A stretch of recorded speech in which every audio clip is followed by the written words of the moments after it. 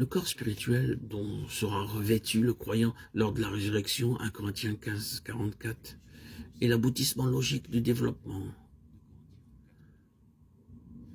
de la vie spirituelle, de tendre vers le but, vers la perfection. Ce qui est spirituel n'est pas le premier, écrit l'apôtre, mais ce qui est animal. Ce qui est spirituel vient après. Les enfants en Christ sont encore charnels. Mais lorsqu'ils ont compris Romains 6, ils cessent de marcher selon la chair et se laissent guider par l'esprit. Puis, ils recherchent la séparation de l'âme d'avec l'esprit, deviennent enfin spirituels. L'intelligence est renouvelée. L'âme et le corps deviennent des instruments dociles dont Dieu peut se servir, par quoi il peut s'exprimer. Et l'ordre qui présida à la création de l'homme se trouve rétabli. C'est-à-dire que le Saint-Esprit règne à nouveau sur l'esprit de l'homme comme à l'origine.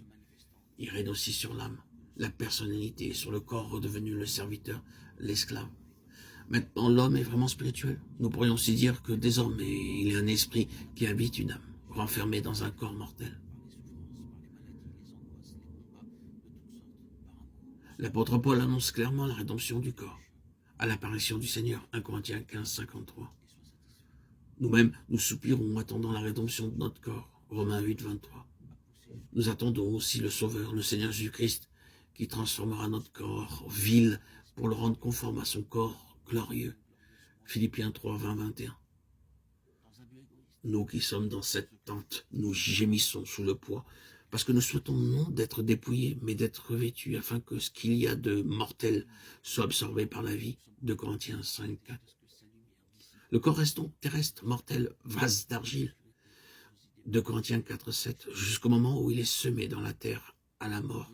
Après quoi, il ressuscitera, corps spirituel, ou bien encore, s'il est vivant, il sera changé en un clin d'œil à la venue du Seigneur. Mais l'homme spirituel qu'anime et dirige quotidiennement le Saint-Esprit peut recevoir chaque jour davantage les arts de cette rédemption future. En effet, le corps aussi est touché, vivifié, fortifié par cette vie de l'Esprit d'en haut, selon que l'exprime l'apôtre dans Romains 8, 11. Si l'Esprit de celui qui a ressuscité Jésus d'entre les morts habite en vous, celui qui a ressuscité Christ d'entre les morts vivifiera vos corps mortels par son Esprit qui habite en vous. Cette puissance à l'œuvre dans le corps, celle de l'Esprit du Père qui a ressuscité Jésus d'entre les morts, ne peut agir, se manifester que si l'homme perd sa vie, son âme, selon l'expression du Christ. Si le corps est bien crucifié avec son Sauveur, de sorte que la voie est libre pour l'action de celui qui est un esprit vivifiant,